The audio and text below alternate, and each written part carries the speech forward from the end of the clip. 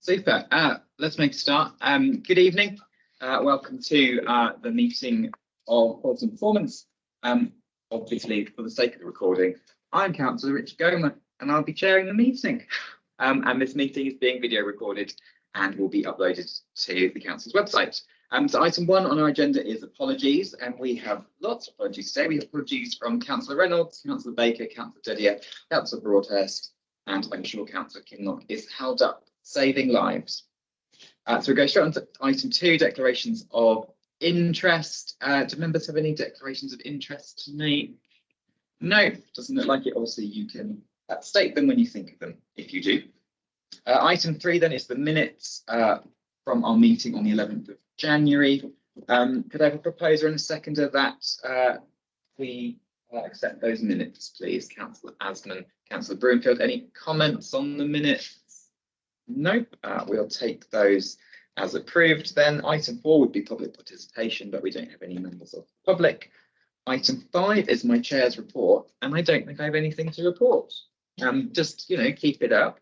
Oh, that's a big spider. How big is enormous? Big. Oh, I suppose it was you. Just don't eat it. Remember I'm not going to eat it. Just remember this is being recorded, guys. Remember it's recorded. Well, it did work. This is not come under the animal welfare. Come on, Kirsten. Anyway, yes. Item 6 would be an update from task and finish, but they're basically all finished. So I don't think we have any update. Have you seen any housing policies?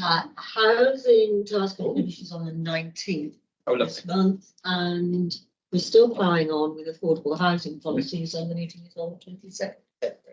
Super. Yeah, lovely. I won't be there, Janice. The date has been I changed. still won't be. We won't be Nice try. Super. So can we expect to see some more housing policies soon then? Yes, Lovely. quite a lot. Good. Good. Any questions on that? Yeah, what's happening with the graffiti? Graffiti, I just need to finish off the report and then I'll send it round for everyone to have a look at. And Kitty has offered to help. You just put it on the wall somewhere. Yes, we could be getting as a mural, couldn't Your we? very own Banksy.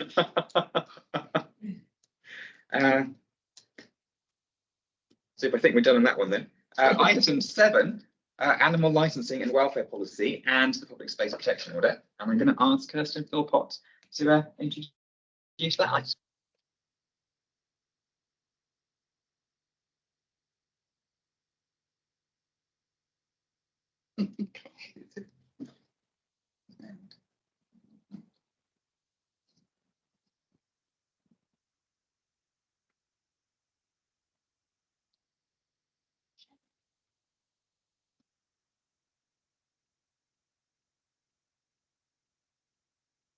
Just keep it on.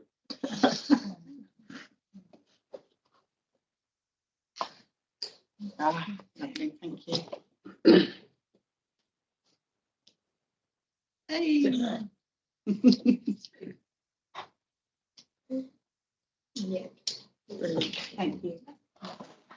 Oh, animal welfare policy and dog fouling public space protection order. So we felt it was necessary to introduce a policy just to clarify issues with the new licensing regulations that came in 2018.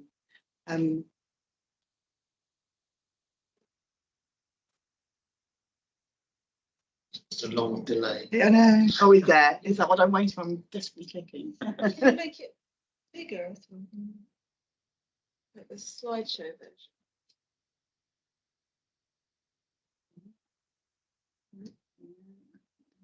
You go down to the bottom as well. If you move that Windows, no, there's further. 30 seconds and to done. That better. Yeah. So we have a statutory responsibility to promote and protect animal welfare. And the activities that we carry out within the team include licensing animal establishments, which is zoos, dog breeders, kennels, pet shops, etc. We have to manage stray dog facilities. We have to ensure that all the dogs are microchipped, control fly grazed horses, and controlling of dog fouling, amongst others. Ticket and then windows out. Oh, lovely.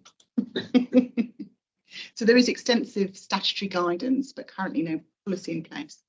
And the scope of animal licensing increased hugely in 2018 with the introduction of new regulation, which made the licensing activities involving animals much bigger, basically to protect the welfare of the animals. So it introduced a lot of conditions that licensees now have to adhere to in order to get a license, whereas before it was not so thorough. So we felt that adopting a policy would increase transparency for the process of licensing and for us, for the licensees and for the public. And it will provide additional information concerning how the council delivers its animal welfare functions.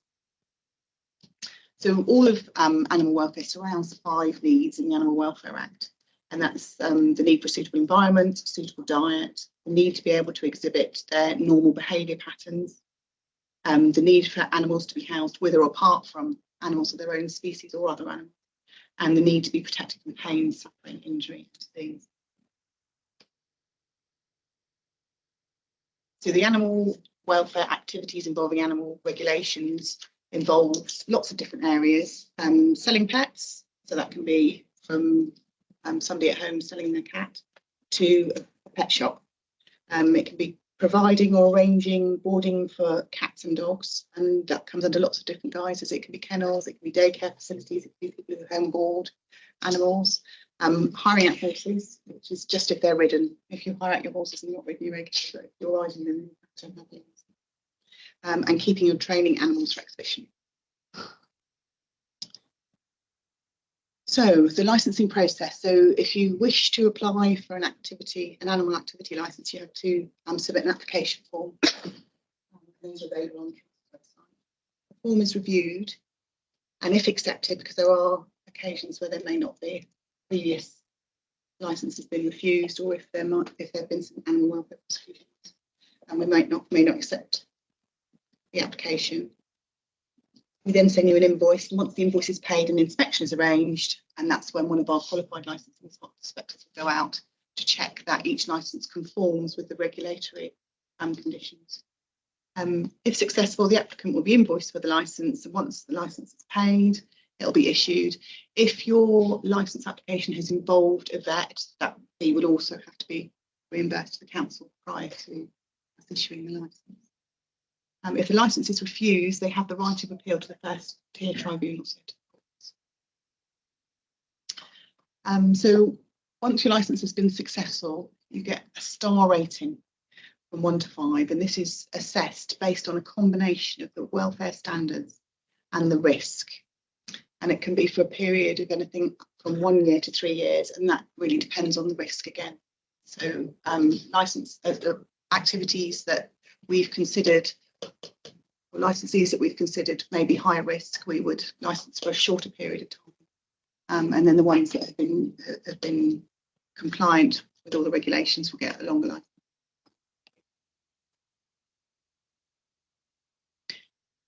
So obviously this is a system that needs renewing.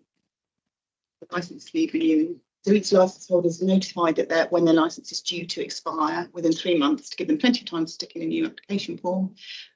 We stipulate that we need it at least 10 weeks before their licence expires to give our licensing officer adequate time to get out and inspect the premises, and also for them to rectify any shortcomings that may come from non-compliance.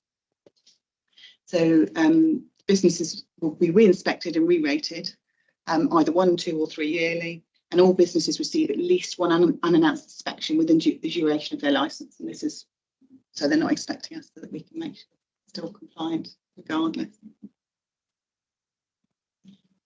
In addition to the licensing, we carry out the control of stray dogs. We have to ensure dogs and horses are microchipped, and then from June, it'll be cats as well, need to be microchipped. Ensure dogs are wearing their ID tags. Control of dog fouling, which is what the PSPO is required for. Control of dangerous or aggressive dogs, and this is mainly dog v dogs attacks. The police are responsible for dog bites on humans, but we're responsible for anything below that threshold. The control of fly grazed horses and responding to animal welfare complaints. And again, we respond to animal welfare complaints, and if we feel that the bar is high enough, one of those 5 needs aren't met, we would refer it onto the ISPCA, and they would do joint working with us. They have better facilities to house these animals, should they require. So I mentioned before dog fouling, and at the moment we still continue to take action to deter dog fouling, and that's by way of visiting owners, educating people, using signage, using letters, but at the moment we don't have any enforcement powers. And this is because the PSPO expired during the pandemic. So we adopted the powers back in 2015, which meant that we can no longer use the Environment Act. But sadly, during the pandemic, it did expire. So we now need to go out to public consultation in order to re-invoke the dog fouling PSPO. So to introduce a PSPO, the council has to satisfy certain conditions. So the behaviour has to have a detrimental effect on the quality of life of those in the locality. It has to be of a persistent and continuing nature, or is likely to be unreasonable, and we have to just justify the restrictions imposed. So we've had a look at our Salesforce reporting, and these are the dog fouling reports that we've had in the last 3 years. So it does fluctuate, but we still do have a persistent problem of a continuing nature, and we feel that dog fouling is detrimental to the quality of a life for people who live in our borough.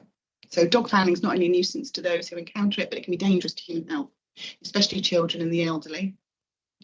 The statutory penalty that we could use, should we collect enough evidence to be able to, is £100. But if they don't pay the £100, we would then pursue to court, and anything up to £1,000 could be imposed by the courts. So the next steps for us are the public consultation, and that's what we're here for today. We had to do a public consultation for the PSPO, and in respect of the animal welfare policy, it was in the equalities impact assessment, it was seen that tethered horses could have an effect on travellers and gypsies. So we felt that would be something that we would want to consult on, as well as the disabled for collecting their dog farm, because there is a bit of the legislation that says if it's to harm them when they were to pick it up, should they fall, then we can exempt that, but we felt it would be useful to consult. So any results that we collect from the consultation will come back to P&P, hopefully for the PSP to be invoked, and the animal welfare policy.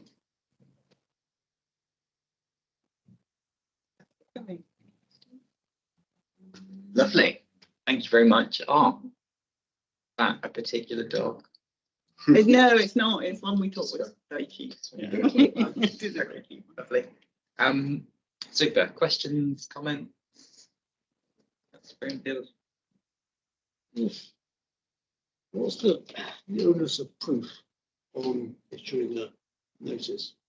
So if I rang up and said, "Oh, look at the 24th dog messes outside," how do you prove it? We would want, in a situation like that, we would be writing to the offender to advise them in the first instance that it was something that they shouldn't be doing, and in the second instance, the onus of proof would be some kind of footage from the reporter to show that what's fouling and they're looking and leaving it, and that would be something we would then consider. Can I ask a question which has nothing to do with dog fouling, which is sort of multi-ownership? Multi-ownership. Yeah, too many animals, sort of collectors. Yeah, you deal with those at all? It depends if it would constitute a breach of those 5 needs. So we'd need to look and go back to that Animal Welfare Act 5 needs that I mentioned at the start to see if any of those were being breached in any way. And then if we felt there were, burden of proof is very high because it is a criminal prosecution. What about someone who has a lot of cats? Those cats are causing nuisance to neighbours by animal gardens and things.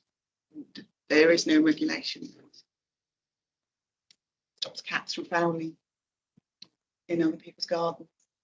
It becomes a nuisance by the amount that they do because of the number of cats they have.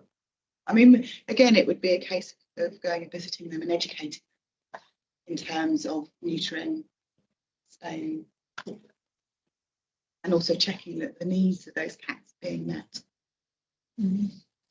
I wouldn't expect a cat to get in to stop it from going out. That would mean that it couldn't exhibit its natural behaviours. That in itself would be a breach.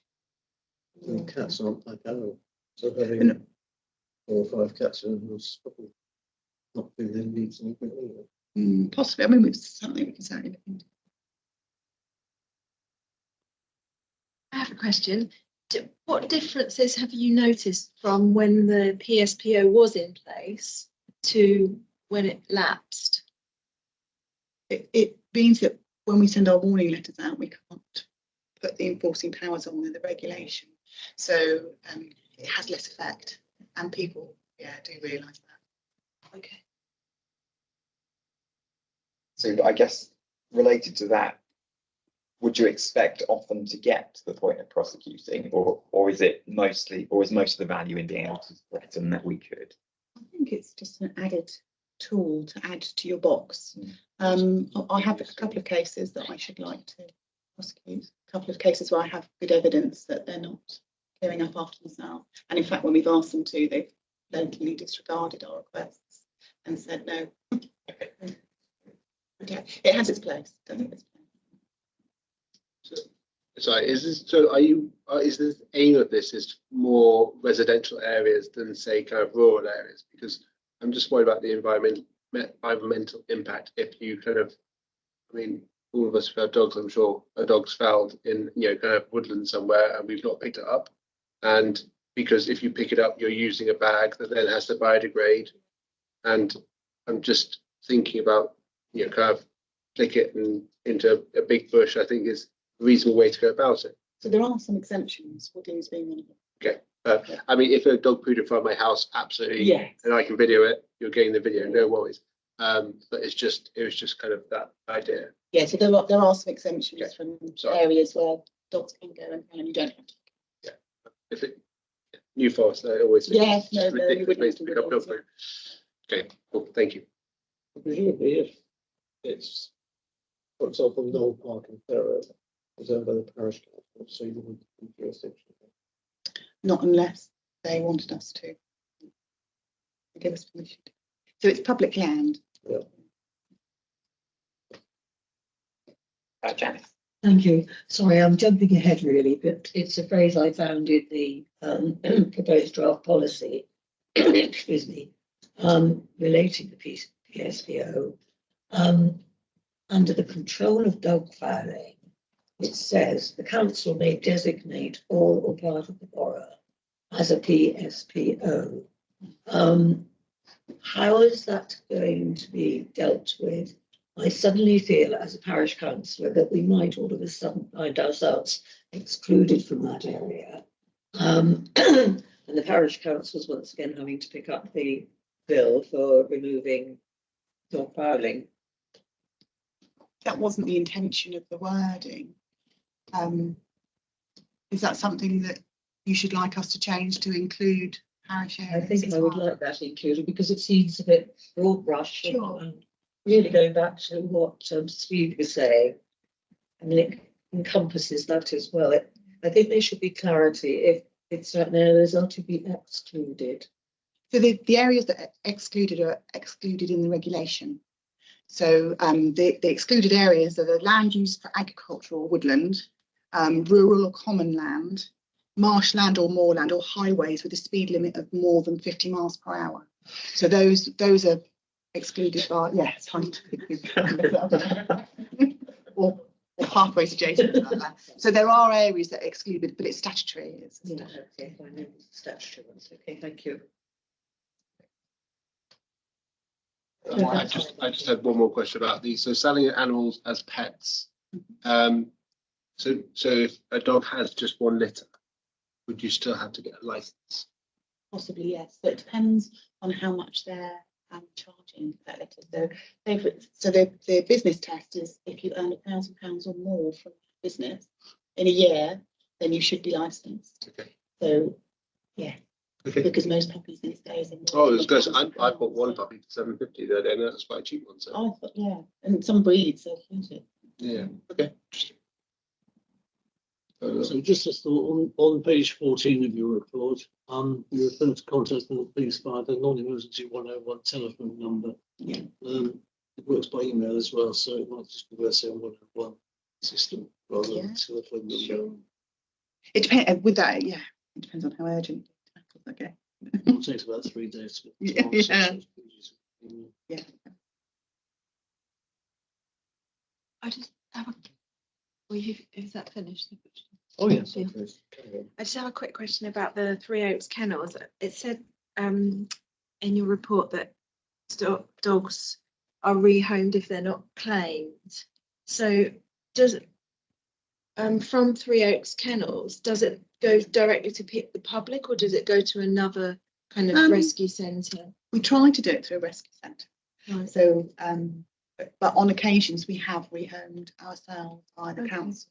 We don't like to do that because the stray dog register is a public register, so that may mean that those details would have to be declared of where that dog's gone. So yeah, but on occasions we have rehomed. It's usually if the finder or one of the veterinary nurses comes to us and says, that little dog that was brought in. Okay. Right. Thank you. Or if we can't get them into rescue, which is a problem at the moment. Okay, is that problem because the rescues are quite full? Okay. And we don't like to leave them in the kennels. So but this all felt quite sensible to me. So I guess we probably, well, I don't have any recommendations to make formally. I don't know. No. Super. Okay. I think we should consider that noted, and thank you very much for coming in. Thank you. Apologies for the. Super. Lovely. You can stop and watch the rest of the meeting if you want. Oh, We've got to, let's see where you should.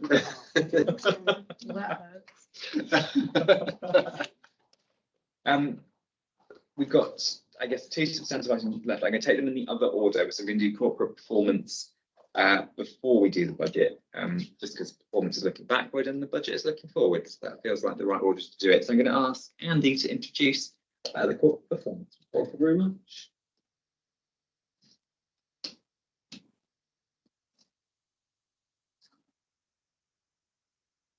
There we go. I won't go through this bit in too much detail, otherwise we'll hear me and Sarah saying identical things in a minute. So more to sort of to set a little bit of context of the process we went through to set the budget, and the budget is sort of basically the outcome of this process. So we've got a few bits here, the key items that we've looked at: financial summary, performance. So in the usual way, you get the same information that you're expecting. The key big items, there's a continued significant overspend on services, and there's some recommendations in our budget report to address that. That's one of our bigger concerns, actually, because it's very difficult to plan for. You can only forecast so much within the finance team, the things you know. So there's a lot of work being done around that. Interest rates and borrowing is a key item, simply because of the size of it and the fluctuating interest rates, but actually is something that we've got increasing certainty on. Then we've got the service improvement and efficiencies plan, which again the budget is heavily reliant on, particularly in the later years, and then obviously it reflects into the budget. Predominantly these are the same pressure areas. Neighbourhood service continues to be a big area, particularly around staff costs. There's going to be a lot of work throughout this end of this financial year and the new financial year with a full report reviewing neighbourhood services coming in the autumn. Come here, it will certainly come to cabinet, so happy to get the board to bring that here if you like. We want to look at really understanding the true cost of running all of the services and look at them in a more commercial way, making sure that the ones that claim to make profit do, and those that are just a cost to the authority are being run efficiently. That area is our biggest operational concern at the moment. Energy assets, again, I've probably said this to you 3 times now, but this is a reduction in profit, not actually a loss or a cost. The Chalcroft solar farm is still performing against the original business plan. It's performing above that level. So it's worth just making that clear that it actually is still a profitable scheme and is performing above budget, but it's just recognising not as much as it had done historically. And we'll pick up on the slippage in the efficiency plans where some schemes have slipped or couldn't be done as quickly. This one predominantly links to the changes in the CCTV, where we're taking extra consultation and extra advice on how best to do that and what the options are. That's the material one within there. A little bit on interest rates. I will pause on the first one on IFRS 9 to do pooled funds. It's purely an accounting thing. So we have investments in a pooled fund so that we can be treated as a commercial client to our advisors, Arlene Close. That means you get access to wider advice rather than better advice, and you get access to potentially better insight into the markets. And our pooled funds is a government property fund, which we have 10 million in, and IFRS 9 is the accounting regulations around it, and they change from next financial year. So previously, it's if the valuation fluctuated, you didn't have to recognise it in your accounts, and that currently runs out at the end of this financial year, so you have to recognise it. So we've put in a provision because the property market values are obviously slightly lower at the moment. We've put the provision in to acknowledge that temporary fall. There's no revenue budget pressure as such, because it will go back up and you'll just start to see fluctuations in it. But you will see a material correction, if you like, of that valuation, because it's the first time we want to do it. Very exciting for us, not much for anyone else. But interest rates and costs, we are pleased to say now have stabilised, and all evidence and all advice we're getting is that those rates will be dropping and falling in the future. And we've got a bit more detail on those, specifically when later on. This bit, the third point here is we are actually seeing though a pressure in the market on credit rating. For credit rating is perhaps not quite the right word for it, because as local government authorities don't have a credit rating as such, but the government and the public sector generally is seen as a more high risk place for lenders, and we are seeing that reflected in rates. That isn't just us specifically, it's across local government generally. So if you borrow from outside the sector, the rates are higher. It's a little bit cyclical, because our own internal advice is if we were lending to those, we'd have to lend for a higher rate. So we're part of the same problem. It's just the way the market works. But it has seen an increase in the cost of our debt, but that is funded in the 24, 25 and 25, 26 budget as a precaution. But it's not material. You're talking 0.1, maybe less than that %, but it is changing. I'll pick up Mike's bit. Mike's done some slides around the corporate plan for you. There were 7 planned commitments in the period, 4 were completed on time, and there's all plans for the remainder to be completed over the coming months. Some of the big ones, particularly around improving our organisation, there's a lot of work now, which we've seen reported to Cabinet around the peer review and the best value notice, where they're coming forward and there'll be quarterly reporting on that. There's a lot of work going on about changing that, and elements have already happened. Worth picking up. We'll pick up a couple of those in the budget report later. Healthy Eastleigh, we've done the play and pitch facility and leisure facility strategies. They're both done. And we've commenced to review commercial assets. That's a big one, actually, particularly linked to the best value notice, that where the government's enhanced scrutiny of those assets, where there's a criticism of the whole sector invested in commercial. So we're starting a significant review of that, and that again is all financed within the upcoming budget. Big one around environment. All of the boreholes are now drilled and in place at Morton Heath. You'll see various little wires. Not that impressive if you actually go and look. There's just a few wires broken up. But, it took them a long time, but they're all done and in place. and lots of work continuing at country parks. Another probably that's gone a little bit under the radar, I think, the completion of Bampton House, where we've got people that would have been in a lot worse condition, temporary accommodation. So those residents are in. There's been some really good feedback for Sue and Nick Bishop and the team, so that's going really well. And during the period, Amber Russell has been appointed as the new head of housing, who I'm pleased to say is very good, actually. And comes with 20 years of knowledge from Winchester, so is already seeing lots of stuff improve across the team there. The service and improvement plan, so our savings plan. So this is where we finished, and this position has been used to reflect the figures later in the budget. So we wanted to sort of reset rather than keep going over old ground. We've identified 6.6 million's worth of savings. There's been some great work. About half of that is already guaranteed as saved, but there is a gap, and we'll address probably that in the budget in a bit more detail in a second, but there is an ongoing gap. You'll have seen the many pages of performance stats.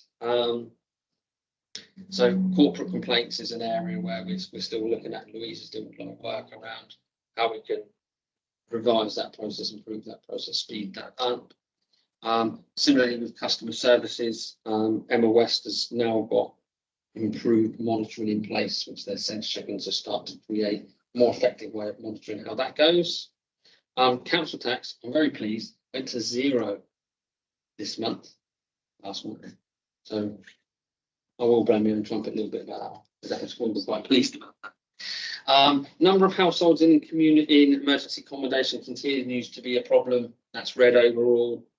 Again, it's very little the team can do to actually reduce that, but we've done things and schemes like Bampton House to help them have a more comfortable environment.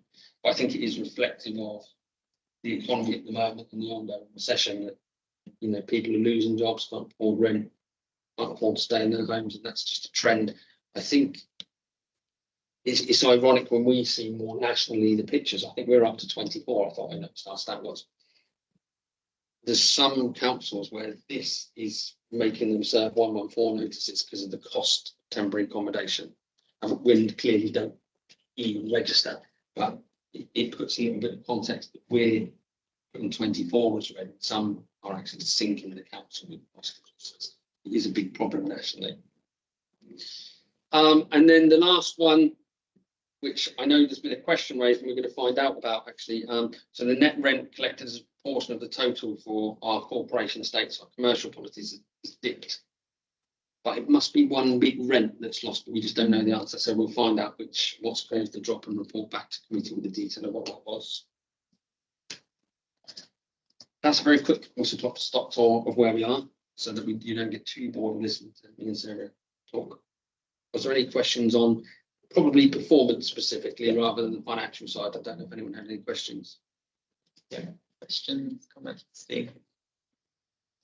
Yeah, staff absences. I mean, in paragraph 18, it comments that we have high levels of sickness as a key contributor to budget overrun. And there's a review of the council's sickness policy underway to positively manage sickness absence moving forward. Are sickness levels in Eastleigh compared to similar councils? Are they better? Are they worse? Or is everybody in the same boat? Then they're generally in line with national. They're not particularly excessive.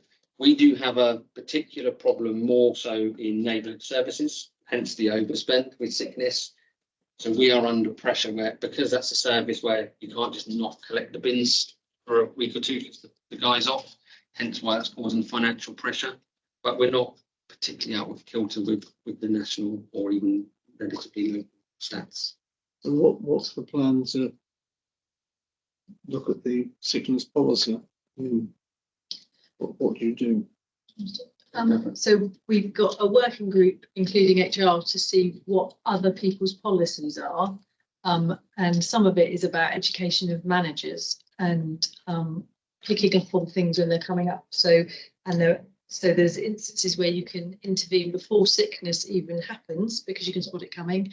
And then there's the instance where we've had people in the past that have had issues. And actually, if we pay privately for some medical treatment for them, we can get them back to work, which is a far better use of a small amount of cash up front to get people back to the workplace. And if you don't do that, people often can't afford to go for the private treatment. By the time they get to the point they're getting a hospital appointment, they've been off for ages and the problem has got worse. So that sort of thing, it's all, a lot of it is about getting involved with the individual to try and help them with the instance. But there's also that bit about management and we strictly enforcing our sickness policy. I have a question about do you know about the tender for the volunteering support? No.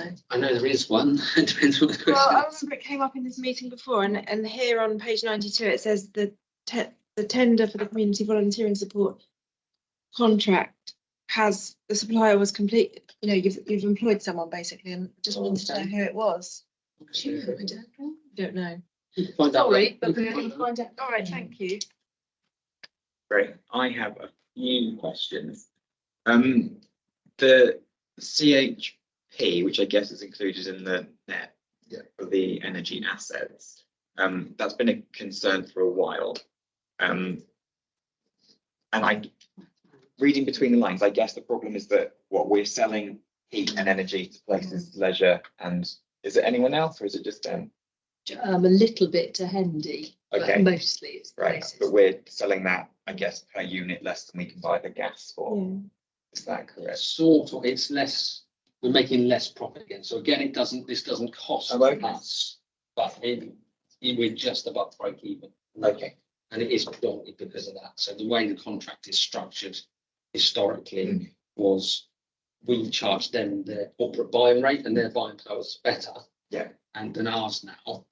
And because of the way we're procuring our rates, the differential is very low. Right. Giles and the team are looking at actually where the rates may cross. Why doesn't places leisure just buy it direct to solve that problem? So we're looking at tweaking the contract for that. Okay. But again, it's not a cost to the authority. Right, It's right, just right. a lost opportunity of profit probably with CHP because it doesn't operate as well as it should. Yeah. Okay. Okay. That's good to clarify. And are those revised numbers factored in going forward? Yes. Okay. So being a bit more realistic. Good. Bampton House looks like good news. Is there any estimate of, I guess, how the cost of Bampton House compares to if we were just going out and procuring sort of Yeah, it's actually significantly cheaper. Right. Mainly because where we're supporting the residents directly, so Sue Edgerly and the team, we get the rent upfront paid, whereas with the B&Bs and such that we use, it's rare they pay, and you can't really blame them sometimes with the conditions in. So actually, it works out a lot cheaper for us. It's making a marginal profit, but you know, not such that you get excited about it. But it is significantly cheaper than the current B&B options. Okay. Okay, that's good news. 4.1 on performance, net homes completed is red all of last year. I was wondering what actions were taken to get that back to green, and are there any particular points? I mean, getting houses built is like pushing with a bit of string, isn't it? But are there any particular points in that pipeline from sort of land coming forward to planning to actually building them that seem to be particular? It's worth clarifying. So this KPI is not just our own. Yeah. It's the borough wide, and the big problem is the recession. So there's a lack of confidence for builders in the market, the cost of getting financing for it's near impossible, and then of course the inflationary cost of the build previously has been the problem. That's where, if you like, my housing strategy team comes in a little bit more in terms of looking at where we can work with developers with maybe loan financing. We've done a couple of those that you'll have seen. Or can you give guarantees to buy the stock and get discounted PRS stock at the end? So it's trying to do more of that. The problem we've got at the moment is that just builders aren't willing to take the risk because of they just cannot get the funding because the cost of their debt is so high. Again, even the big builders. Right. And that presumably is the same reason that we're seeing less of these large schemes come forward. Yes. Yeah, that's right. Completely. Okay. Okay. We covered IFRS 9. And then Appendix F, which is the Neighbourhood and Green Spaces Action Plan. I think it's good to see that. some of those actions in there clearly do address expenditure, so reducing sickness, charging for bins, reviewing glass collections. Some of them look like they would cost us more money, like more resources for garden waste collections. Is there any estimate of what the financial impact of each of those actions is likely to be and what the net impact At is? the moment, not specifically line by line, but we've made an assumption in the budget from the continued budget pressure that was identified in Q3. We've included a pressure of about 456k in the budget for ongoing costs, direct services. The plan being this action plan will hopefully reduce that. That 456, like I say, includes extra resource for garden waste and such. Okay, So we've got the very worst, perhaps won't say the very worst case. We've made a good assumption of what might be the pressure moving forward in the budget. okay. So we're hoping for a positive there. Yes. And the autumn report will give a full update and breakdown of those Right. costs and pressures. Great. And then my last one on this item, in Appendix B, talking about the various sort of service improvements and efficiencies. We've got a line there around commercialisation. I think looking at the numbers, that's probably the area we have furthest to go. To me, the target looks like it was about 400k or something on that line in particular. So I know we previously discussed having sort of a whole commercialisation strategy across the organisation, but didn't actually go ahead with it for various reasons. I just wonder, how are we resourcing that? Do we have the right skills to actually bring that forward? It's been hit by two things really. One is the best value notice. Mm. So that's not helped because you're borrowing. They've sort of not stopped borrowing, but we've got to do a little bit of work before we start borrowing. So that's stalled some stuff. Most of the rest of the commercial activities in neighbourhoods services. So that will be picked up as part of this action plan, which will create those savings. Things like generating extra income from trade waste, doing bottle banks in a different way to reduce costs. That's where predominantly most of the rest sits. Okay. Will be picked up over the coming 6 months or so. Okay. So will we see pretty much all of that commercialisation come through that report, or will there be like a separate commercialisation strategy? What are we expecting? Realistically, I don't think we'll see a council-wide commercial strategy. Okay. Good to know. Any more questions or comments on performance, Steve? Yeah, just a couple. I noticed that the performance of cases raised by members hub is still consistently red. Is anything being done to address that? Well, a little bit of it's over to you. So we would very much like to encourage more member cases raised. I think there needs to be a little bit of work on the detail behind some of the cases, because we say things have been outstanding for so long. That's not necessarily a problem, because some things are very in-depth and need a lot of work.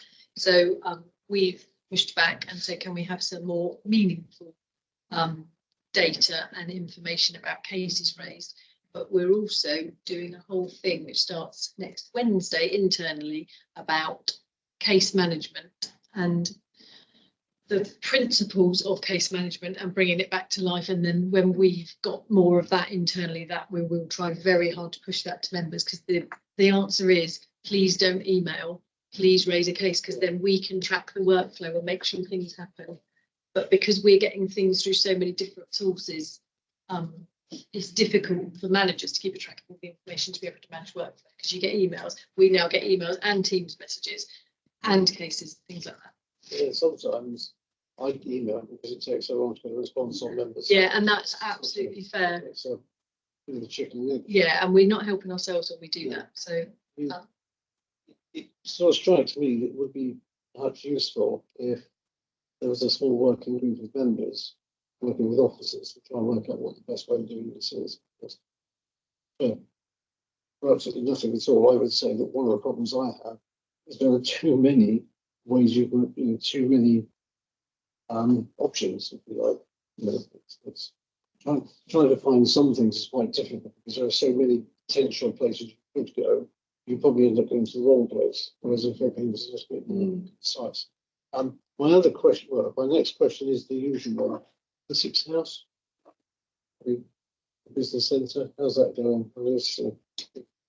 so from memory, the contract was let for the consultants to go in and work up the next stages.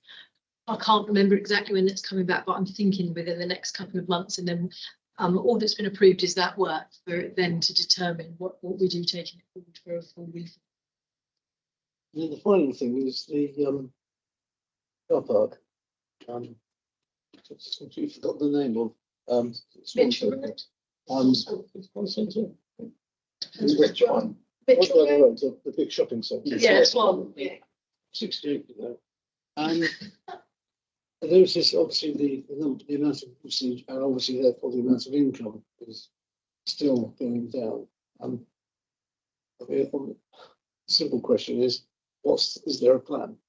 Yeah, there's a parking working group, which is part of that efficiencies group. It's been a spin-off of that, because we need to it's been recognised in the budget that occupancy isn't the 85-90% it used to be. Now it ranges 60-70%. So that's been reset in the budget, and the group is looking at the profitability of each car park and the quality of each car park. So, for example, the multi-stories having surveys on to understand how fit for purpose that life is. Off the back of that, it will then be a case of rationalising which key car parks we do and don't keep, so that we can make sure we've got the right ones and make use of the assets more effectively. Beyond that, it's more around regeneration of the town, or we're looking at incentives potentially for like businesses so that we can encourage them to use it. But the trouble is, you've got the conflict of encouraging people to drive into the town. So you sort of constantly tripping yourself up with which way around you want it. But I think the key for the strategy, particularly from Rob Saunders, is making sure you've got the right car parks that are accessible to avoid at least congestion at the very least. I mean, I noticed that car parks have parkway routes all the time as well. So Yeah, so probably it's the same. Yeah. There is just no commercial parking really anymore. Some of those multi-lets. Super. No more? So I think we can consider that one noted then, and we can go on to the budget. That's me then, hoping not to repeat lots of things Andy just said, but stop me. So short presentation and then we'll go to questions. The key things I'd like you to consider, and hopefully you picked up through looking through the budget report. So we have balanced a budget for next year, and the medium-term financial plan balances it into the future. So the important thing there is no risk of serving Section 114 notice, which obviously is everywhere in the press, and lots of councils are struggling. We are not in that position. Don't think from that though that we are completely sitting pretty, because there are financial pressures, obviously.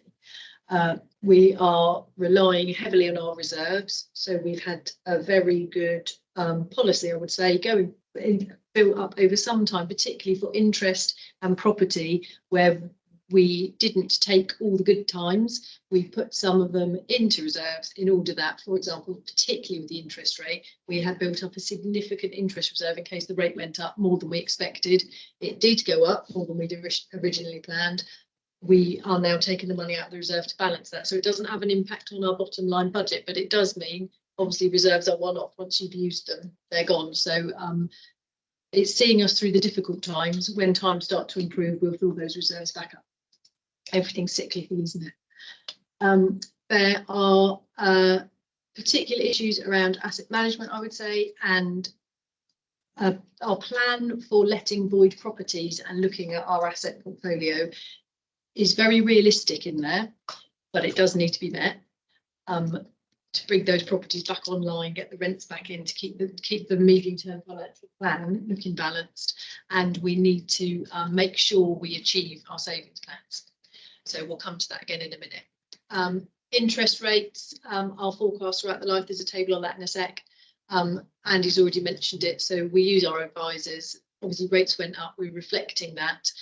It's planned they're going down, and in line with our advisors, that's what we use through the medium-term financial plan to predict into the future. And for next year, £5 increase in council tax is what was in the budget report, which obviously is the thing that will be important to the people out there. Obviously, we put loads of assumptions into the budget report. We won't go into all of them, but pay award is a big one. So we've got 4% next year, 2% in following years. It's quite a lot of money. Pay awards cost an awful lot. One of our big revenue spends obviously is our staff. We can't work without them, and we can't underpay them, because where people have been underpaid in the past, we've seen exits that have been very painful for us. So it's really important we pay the staff properly, but it is an expensive business. So you're talking over £1 million. Energy projects, we've talked about that in the monitoring, and this is us reflecting it in the budget, saying these are going to be the financial impacts we anticipate going forward. Development management income, again, it all ties together. As Andy said, no one's really building. If you're not building things and you're doing big housing developments, we're not getting the income in. So we're expecting the income to fall. We're seeing it this year. We're forecasting it for future years. And neighbourhood services, again, I won't recap, but that is that 450,000 we've put in, but we'll see those reports in the autumn, which I expect you'll want to see. Insurance costs are going up. So it's inflation, it's risk-based, so that's the cost of insurances, and that's business rates on our properties also are increasing. So they're some of the big pressures. On the positive side, we're getting that money in. So the Itchen Valley Country Park project, we're expecting to get that money in, which is brilliant. So that's gross revenue income. So that's all of our receipts. Obviously, there's interest costs and things, but they're already built into the budget as well. But that's a really positive story. And the new Hendy building. So despite the economy being quite bleak, Hendy have ploughed on and built quite a monopoly down that end, I would say, but we'll benefit from that because we'll get that additional income in. And fuel costs, despite going through the roof a little while ago, have started to peter. So we put in growth when the costs were really high. We're not seeing that we'll need as much of that going forward. So we'll have a bit of a saving on our fuel costs. Sorry about the size of this table. It is in the report. What it's telling you is it's talking about the savings.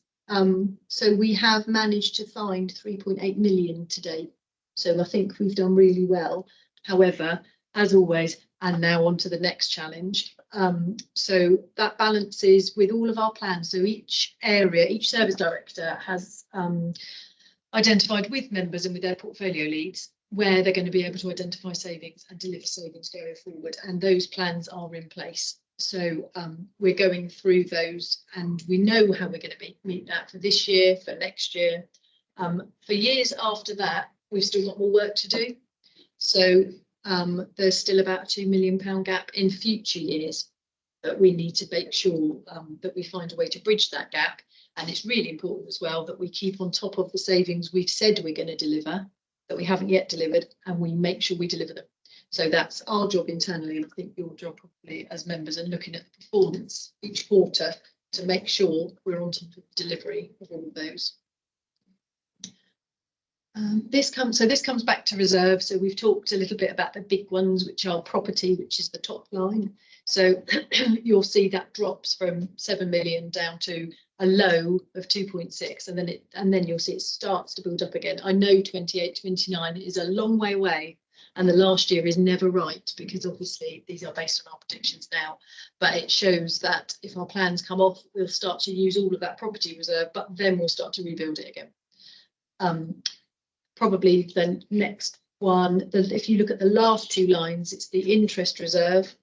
So we'll have used the interest reserve up, but in our medium-term financial plan, we've got that predicted higher rate of 3% going forward, but higher than 3, and then dropping down to 3 over the future years. So that's built in. And new homes bonus. So we get that income from government based on house builds and things in the borough. Some councils used that to prop up their revenue account anyway, and they've struggled with this for a lot of time because that income has been dropping from government. We didn't. We've set it aside for primarily for house build and for capital projects, but it's not ring fenced, so we can use it for whatever we like. So we're saying we're going to take that to get us through the lean times on the budget. So we'll be using up our new homes bonus reserves as well. So I just think it's really important that members understand that we go from a position of having very healthy reserves to having less healthy reserves. Still enough to balance the budget, but not those same reserves we used to have to fall back on. it's worth highlighting with the new homes bonus, that's being replaced. The capital Yes. side being replaced by our no trade credit sales. Those of you that listen to our auditors and the A&R meeting, Mhm. it's an accounting thing. So we've substituted one or the other. But again, both either or the pots are the equivalent and they will all be done. Okay, so how does the homes bonus actually work? So that £11.7 million, how is that figure arrived at? So the government, we make assessments mainly led through council tax, and it assesses how many extra properties have been registered. And that increase, you get a certain proportion of grant for your increase in your area. And then the 11 million is the proportionate cumulative pot. I think at the moment we're getting about 1.1 million a year. It's dropping to 500,000 next year, and next year's in theory is the last year, but it's always the last year so far. So whether we get any more, I don't know. With the change of potential, so potential change of government.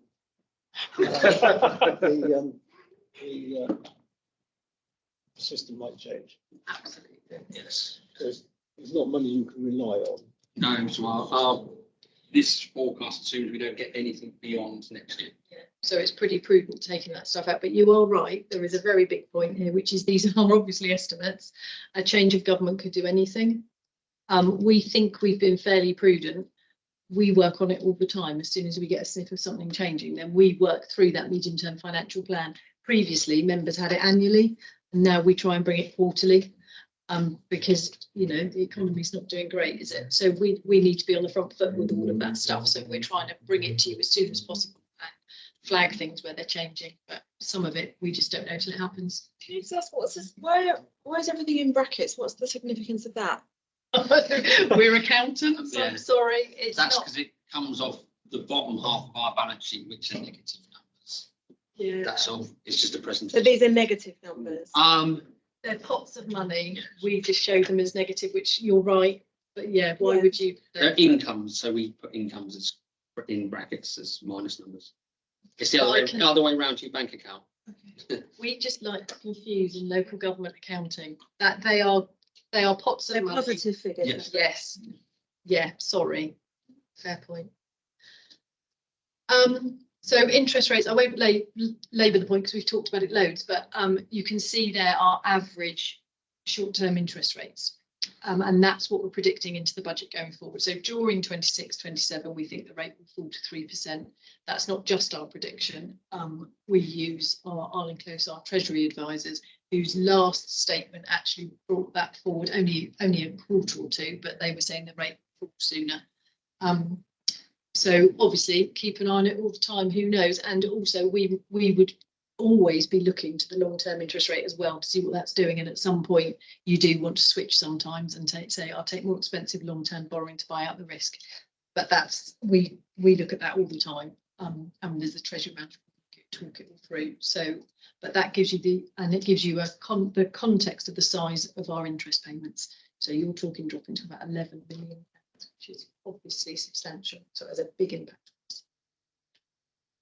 Oh, I have talked myself hoarse, probably. Any questions on anything in the budget? I've got some questions. I'll kick us off. Interest rate reserve, which is of course decreasing. If those interest rates don't improve as quickly as we'd like or as anyone predicts, because you never know who might end up as the Chancellor from past experience, how would increased sort of borrowing costs be accounted for in our modelling? Is that as business cases come forward, we model increased? Yeah, so every business plan is done on a long-term rate, but a marginal one. So depending on when it's done, at the moment we don't model below 3.5. Okay. So we put in a buffer, and that would cover that assumption. We have tweaked it slightly because of now there is a bit more fluctuation. Previously we said it would be fixed. So we do take advice, look more closely at the PWLB, which is the fixed rate you could get from 50 years of the scheme, and we make sure those two match. Okay. But that's quite difficult because depends when you're borrowing. Your rates in PWLB are only as of today, not if we were going to borrow in 3 years, you have to make some educated assumption. But we do take that into account. Okay. And it's possibly worth saying that when we look at schemes that have been approved in the past, when they come to life now, we are looking again at the business cases to make sure they still stand up. It's worth looking at the audit and resources report at the Treasury strategy on. Yes. It's long, but it's probably one of our best ones because of the level of, it makes it very clear where those things are, and you can see some of those figures on around how the investment portfolios and such are doing. It's worth looking at that one. Okay. Good. And then obviously the property portfolio income is quite important income for us. And I guess there are some assumptions around what that will be in future years. Can you tell us what those assumptions are? How we're assuming, for example, that our voids increase or decrease or stay the same? Or... Yeah, so we're looking at every property. We're starting with the big ones, but we're looking at every property to look at lease events and also the type of market it's in. Offices obviously is our biggest pressure area, which is no surprise at the moment. And for those big office areas that we've got, we are working at individual plans to say when we realistically think they might be let. So we're not saying a 6-month void period. We're looking at the individual property, the quality of that property, and where we think we go. What we'll do going forward, we will we'll be bringing forward options for each property, and it could be we sell some, it could be we rent some, it could be that we repurpose them and regenerate with them. So there's various options going forward. We're not at that stage yet that we can bring those forward. Wessex House might be the first that we look at and decide where we go with that one. But yeah, so each property on its merits. I think there's a report coming to A&R committee in April. April? Can't be April, can it? Must be June. Yeah, we'll have it ready for April. You won't want to see it. You'll be too busy. Yeah, but come June, we'll talk through that stuff. Okay, super. So I guess that forecast as of next year and the year after is based on what we currently anticipate off those individual reviews. Yes, absolutely. And so there's been quite a change in the budget just because of that, because there's been a real look at what we think the realistic expectation for voids and things like that, and rent reviews. So it's not all negative. We've had some really positive rent reviews that come through actually, but yeah, but the pressures are built in. Right. Okay, great. And then obviously talk about property we haven't built yet. There's a plan around One Horton Heath, which at some point hopefully starts producing some revenue.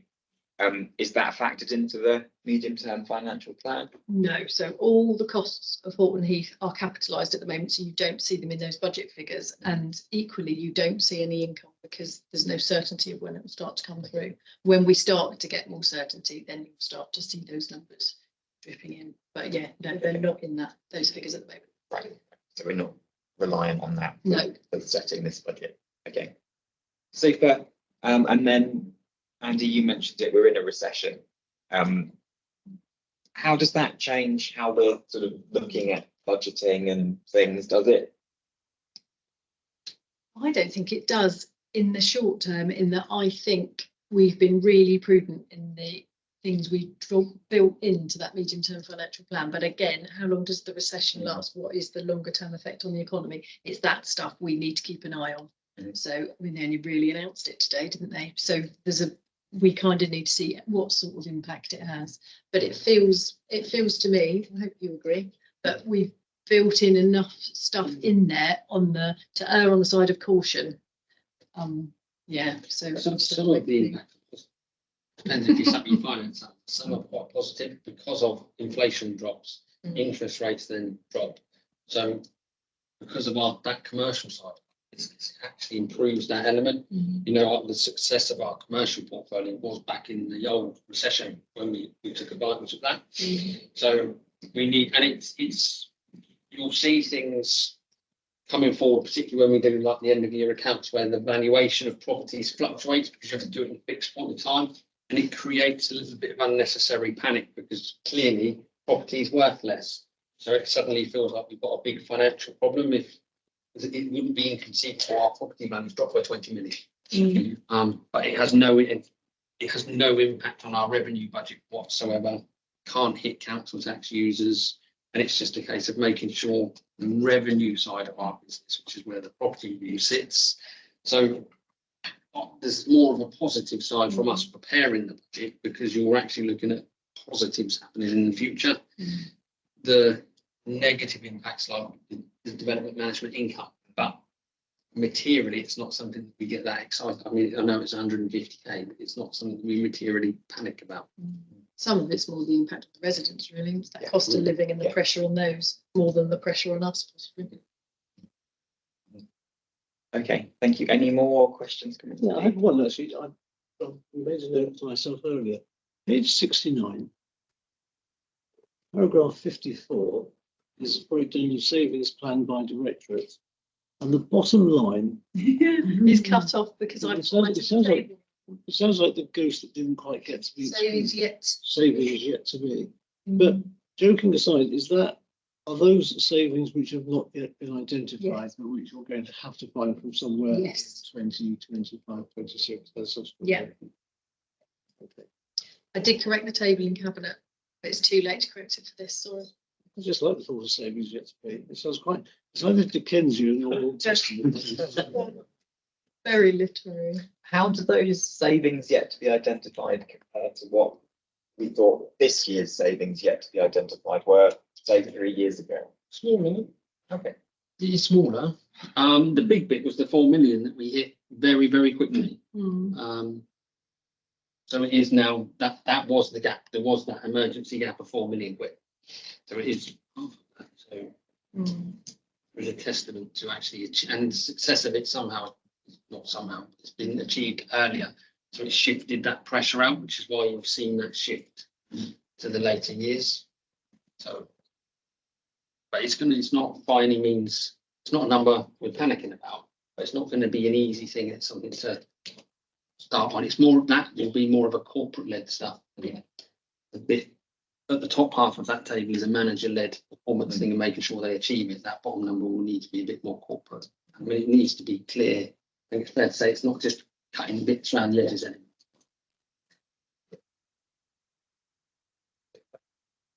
No one else is shouting, so I think we can consider the budget noted as well.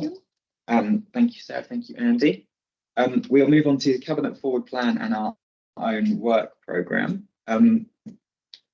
I've been reviewing the work programme with Dee, and we've shifted some things around. Some things aren't coming when we thought, but we still have a fairly full next meeting, and then into June we're booking up as well.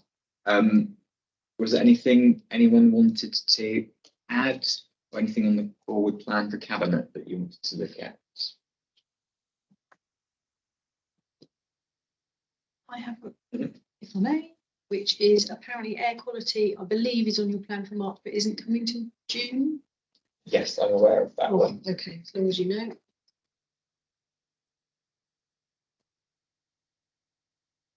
Good. No one's shouting. Okay, as ever, if you think of something, you can let me know by email, and I will pick it up with officers. In that case, Sorry, actually, yes. Just a quick question. Yeah. Customer behaviour policy. Yeah. What does that mean? Is that the behaviour we expect our customers to have? that brings together two policies. I read the draft report today. It's the persistent complainants and the one that's about like people who abuse staff. So it's that group of things. Super. In that case, it just falls to me to say that our next meeting will be Thursday, the 7th of March, back here. So I will see you then. Thank you, everyone.